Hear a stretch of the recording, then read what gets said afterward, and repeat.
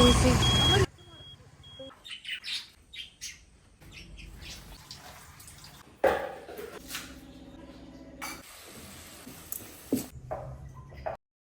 Hi, welcome back to my channel. Good morning എല്ലാവർക്കും. ഞാനുണ്ടല്ലോ video എടുക്കുമ്പോൾ രാവിലെയാണ് കേട്ടോ എടുക്കുന്നത്, അതുകൊണ്ടാണ് ഗുഡ് മോർണിംഗ് പറയുന്നത്. അപ്ലോഡ് ചെയ്യുമ്പോൾ നമ്മൾ വൈകിട്ടൊക്കെ ആവേ, അതുകൊണ്ടാണ് കേട്ടോ അങ്ങനെ ആവുന്നത്.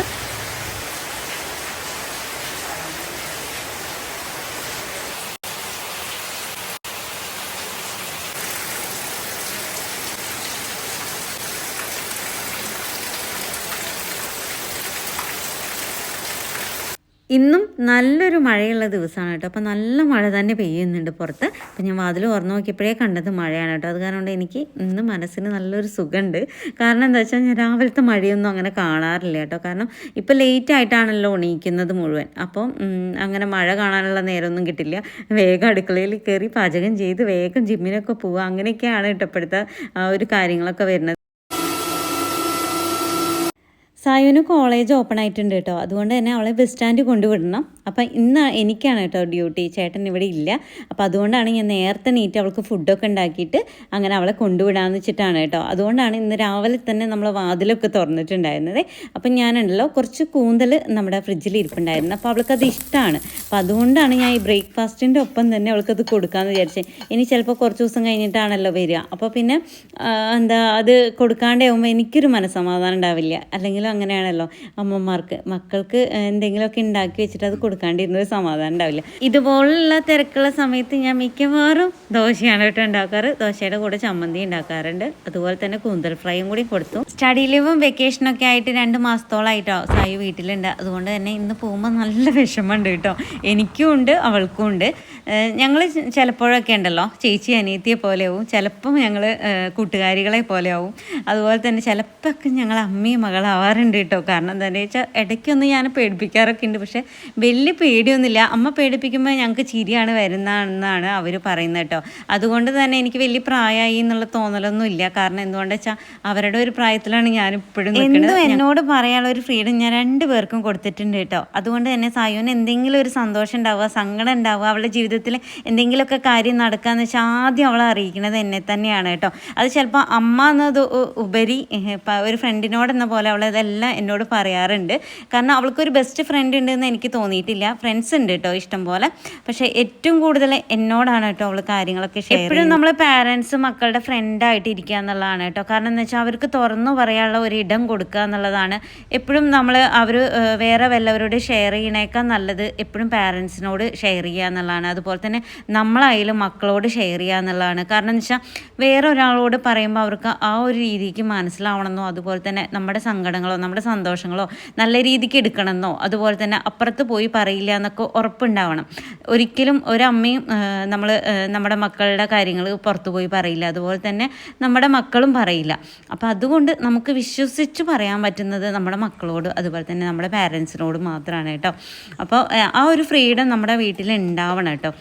ഇതൊക്കെ ഞാൻ തള്ളി വിട്ടിട്ട് ഇങ്ങനെ പറയുമ്പോൾ വിചാരിക്കും ഞങ്ങൾ തമ്മിൽ എന്താ വഴക്കുണ്ടാവാറില്ലെന്ന്. നല്ല മുട്ടം വഴക്കുണ്ടാവാറുണ്ട് ഞങ്ങൾ തമ്മിൽ.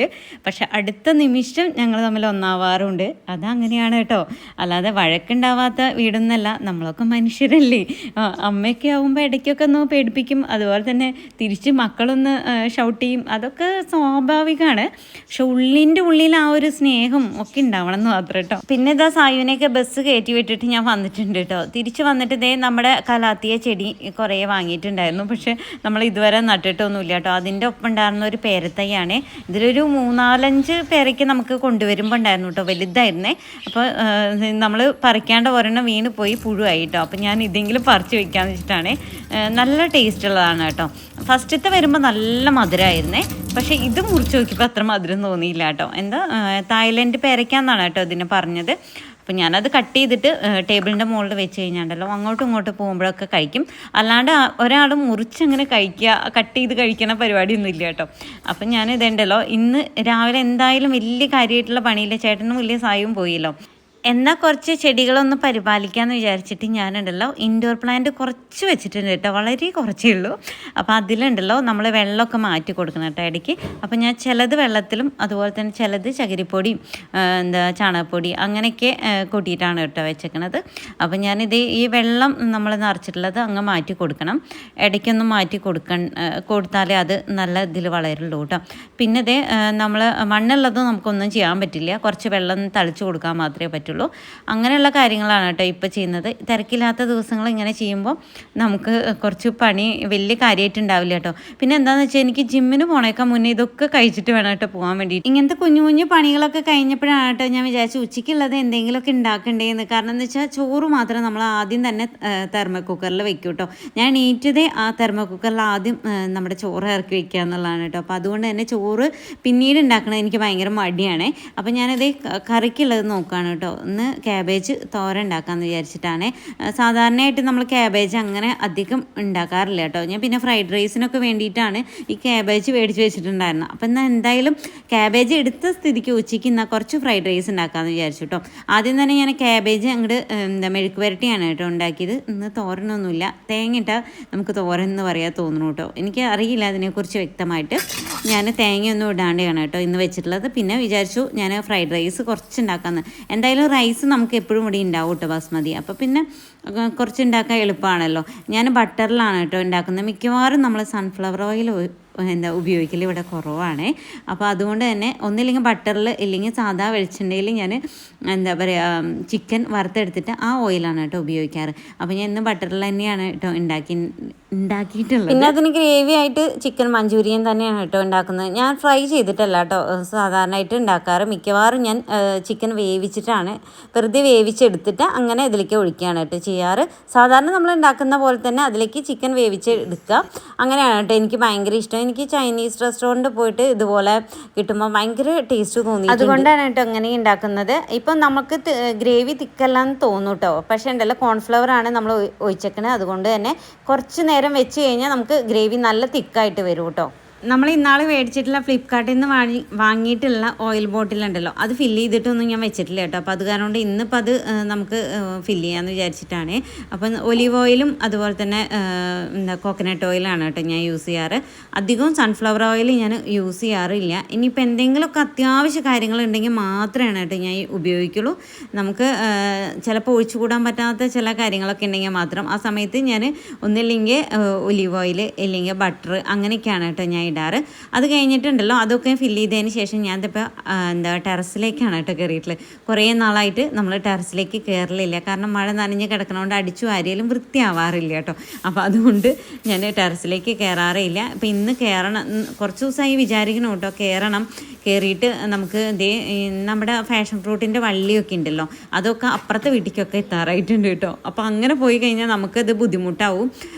നമുക്ക് കായ ഉണ്ടായാൽ തന്നെ പറിച്ചെടുക്കാൻ ബുദ്ധിമുട്ടാവുമല്ലോ. അപ്പം ഞാനത് ഒക്കെ ഇങ്ങോട്ടാക്കി മാറ്റി. നമ്മുടെ കോവലിൻ്റെ വള്ളി അതുപോലെ തന്നെ ഫാഷൻ ഫ്രൂട്ടിൻ്റെ വള്ളി ഒന്നിച്ചാണ് കേട്ടോ പടർന്ന് നിൽക്കുന്നത്. കാരണം എന്താണെന്ന് വെച്ചാൽ നമ്മൾ വിചാരിച്ച് ഫാഷൻ ഫ്രൂട്ട് ഇങ്ങോട്ടും കോവൽ ഇങ്ങോട്ടും അങ്ങനെ ആക്കി വിടാമെന്ന് വിചാരിച്ച് കുറച്ച് നാളത്തെ ശ്രദ്ധക്കുറവിൻ്റെയാണ് കേട്ടോ ഇപ്പോൾ ഈ കണ്ടത്.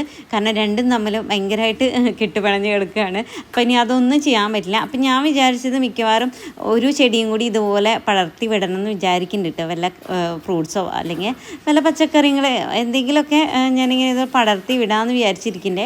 അപ്പോൾ അപ്പുറത്ത് ഞാൻ ഇതുപോലെ എന്താ പറയുക പന്തലിടാമെന്ന് വിചാരിച്ചിട്ടാണ് കേട്ടോ. പക്ഷേ എനിക്ക് സമയം കിട്ടുന്നില്ല, കുറേ നാളായി ഞാൻ വിചാരിക്കുന്നു കേട്ടോ. അപ്പം ഞാൻ ഇതിൻ്റെ വള്ളികളൊക്കെ നമ്മുടെ വീടിൻ്റെ ഉള്ളിലേക്ക് തന്നെ ആക്കി വിടണമല്ലോ, ഇല്ലെങ്കിൽ അപ്പുറത്തെ വീട്ടിലേക്കൊക്കെ പോകും. അപ്പോൾ അതുകൊണ്ട് ഞാൻ അതിൻ്റെ പണി തിരക്കിലാണ് കേട്ടോ. പിന്നെ കോവയ്ക്ക ഉണ്ടായിട്ടുണ്ട് കേട്ടോ. നമുക്ക് കുറച്ച് ദിവസമായിട്ട് ഇത്തിരി കോവയ്ക്ക കിട്ടിയിട്ടുണ്ടായിരുന്നു. ഇതിപ്പോൾ വീണ്ടും ഉണ്ടായി തുടങ്ങിയിട്ടുണ്ട് കേട്ടോ. നമ്മൾ ഈ വീട്ടിൽ വരുന്ന സമയത്തുണ്ടല്ലോ നമുക്ക് സൈഡിലും അതുപോലെ തന്നെ ഫ്രണ്ടിലൊക്കെ പച്ചക്കറികളും ഫ്രൂട്ട്സൊക്കെ ഉണ്ടായിരുന്നു കേട്ടോ. സൈഡിൽ തണ്ണിമത്തൻ്റെ വള്ളി ഇതുപോലെ നമ്മൾ പടർത്തി വിട്ടിട്ട് നിറയെ തണ്ണിമത്തൻ ഉണ്ടായിട്ടുണ്ടായിരുന്നു കേട്ടോ. ഇപ്പം ഒന്നും അത് എല്ലാം പോയി, നമുക്ക് പിന്നെ ശ്രദ്ധിക്കാനും നമുക്ക് മടിയായിട്ടോ. ഫ്രണ്ടിൽ ഇതുപോലെ കോവലൊക്കെ ഉണ്ടായിരുന്നു, നമുക്ക് ഒന്നരാടം വെച്ചിട്ട് 5 കിലോനും ഒക്കെ കിട്ടുമായിരുന്നു കേട്ടോ. അത്രയ്ക്കും ഉണ്ടായിരുന്നു, അങ്ങനെ നിറയെ ഉണ്ടായിരുന്നു. പിന്നീട് എപ്പോഴേക്കോ അതൊക്കെ നമ്മൾക്ക് ആ ശ്രദ്ധയ്ക്ക് കുറഞ്ഞു കേട്ടോ. പിന്നെ നമ്മുടെ താഴത്തെ താമരക്കുളം ഉണ്ടല്ലോ, ഉണ്ടല്ലോ അത് ഞാൻ ടെറസിലേക്ക് കൊണ്ടുവയ്ക്കാൻ പറഞ്ഞിട്ട് എല്ലാവരും ചേട്ടന്മാരൊക്കെ വന്ന സമയത്ത് കൊണ്ടുവച്ചിട്ടുണ്ടായിരുന്നു കേട്ടോ. അപ്പോൾ അതിൽ ഇതേ നിറയെ കൂത്താടി വന്ന് കിടക്കുന്നുണ്ട്. നമ്മുടെ താഴത്തെ താമര പോയല്ലോ, അത് ഞാൻ പറഞ്ഞിട്ടുണ്ടായിരുന്നു കേട്ടോ. കാരണം എന്താ വെച്ചാൽ അതിൽ ഗപ്പി കൊടുന്നിട്ടു, പിന്നെ അതിനെന്തോ പിടിച്ച് തിന്നു, പിന്നെ നമ്മുടെ താമര ചേട്ടൻ അത് കമത്തി വെച്ചു. കാരണം എന്താ വെച്ചാൽ ഇതിൽ കൊതുക് വരിക എന്ന് പറഞ്ഞിട്ട്. അപ്പം ഞാൻ മുകളിലേക്ക് കൊണ്ടുവന്ന് വെച്ചിട്ടുണ്ട്. ഇനിയിപ്പോൾ കൊതുക് വരാതിരിക്കുക എന്തെങ്കിലുമൊക്കെ ഉണ്ടെങ്കിൽ നമുക്കൊന്ന് കമൻറ്റ് ചെയ്യണം കേട്ടോ, അറിയുന്നവരാരെങ്കിലും ഉണ്ടെങ്കിൽ. കാരണം എന്താ വെച്ചാൽ നമ്മൾ കൊതുക് പേടിച്ചിട്ടാണ് ഇപ്പോൾ താമരയും അമ്പലമൊന്നും വെക്കാത്തത്. അപ്പോൾ ഇതിൽ അമ്പലമോ താമരയോ എന്തെങ്കിലുമൊക്കെ വെക്കണം എന്ന് വെച്ചിട്ടാണ് കേട്ടോ. എന്തായാലും ഈ മഴയൊക്കെ ഒന്ന് കുറയട്ടെ എന്ന് വിചാരിച്ചിട്ടാണ്. കാരണം എന്താ വെച്ചാൽ അതിൽ നിന്ന് പെയിൻ്റ് അടിക്കണം വീണ്ടും കേട്ടോ. ഒന്ന് ഞാൻ പെയിൻ്റ് അടിച്ചതാണ്, വീണ്ടും ഒന്ന് പെയിൻ്റ് അടിക്കാം. അപ്പം മഴയൊക്കെ കുറഞ്ഞിട്ട് പെയിൻ്റ് അടിക്കാൻ വെച്ചിട്ടാണ് കേട്ടോ. പിന്നെ അതിന് നിൽക്കാനുള്ള നേരം എനിക്കിപ്പോൾ കിട്ടുന്നില്ല കേട്ടോ. പിന്നെ നിറയെ മുളകും ഉണ്ടായിട്ടുണ്ട് വീണ്ടും. അപ്പോൾ ഇത് വേറെ മുളക് തൈയാണ് കേട്ടോ. ഇത് നല്ല നീളമുള്ള മുളകാണ്. നമ്മൾ ആദ്യം ഇവിടുന്ന് പറിക്കാറുണ്ടല്ലോ, അതും അത്യാവശ്യം നീളമുണ്ട്, പക്ഷെ അതിനേക്കാൾ നല്ല നീളമുള്ള മുളകാണ് കേട്ടോ ഇപ്പം ഉണ്ടായിരിക്കണത്. അങ്ങനെ അതും ഞാൻ പറിച്ചെടുത്തേ. പിന്നെ നോക്കുമ്പോൾ നമ്മുടെ പുതിനയില കുറേ പോയിട്ടുണ്ട് കേട്ടോ, വീണ്ടും മുളച്ച് വരുന്നുണ്ട്. പിന്നെ ചേമ്പുണ്ട് അത്യാവശ്യത്തിന് ഒരു കറിക്ക്. അപ്പം ഞാൻ വിചാരിച്ചു ഇന്ന് കറി വയ്ക്കണോ. പിന്നെ ചേട്ടനാണ് ചേമ്പൊക്കെ കഴിക്കണത്, ചേമ്പിൻ്റെ തണ്ടൊക്കെ ഞാനും കഴിക്കും കേട്ടോ. പിന്നെ ചേട്ടൻ വരുന്ന സമയത്ത് ഉണ്ടാക്കാമെന്ന് വെച്ചിട്ട് ഞാൻ അങ്ങ് പോകുന്നു. പിന്നെ തുണികളൊക്കെ നമുക്ക് കുറേ അഴയിലിടാനൊക്കെ ഉണ്ട് കേട്ടോ, വിരിച്ചിടാണ്ട് അതുപോലെ മടക്കി വയ്ക്കാണ്ട്.